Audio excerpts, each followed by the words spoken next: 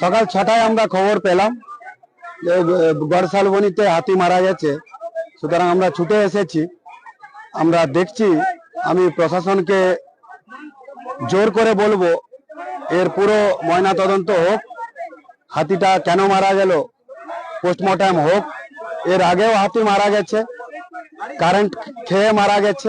সুতরাং কারেন্টটা কোত্থেকে আসছে, কিভাবে আসছে, এবং গতবারের সরকার এই কারেন্টে হাতি মারা গেছে কিন্তু কোনো অ্যাকশন নেয়নি। এর আগেও মারা গেছে, কোনো অ্যাকশন হয়নি, কোনো তদন্ত হয়নি। এটা সেটিং করে মিনিমাইজ করে দেওয়া হয়েছিল। সুতরাং এবারেও কি কারণে মারা গেছে সেটা পোস্টমর্টম হোক।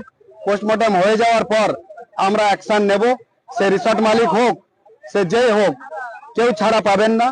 আমি রিসর্ট মালিকদের বলবো, আপনারা রিসর্ট চালাচ্ছেন কিন্তু পেছনের দিকটা আপনারা ওয়াল বাউন্ডারি করুন, বাউন্ডারি ওয়াল পার্মানেন্ট করুন আপনারা।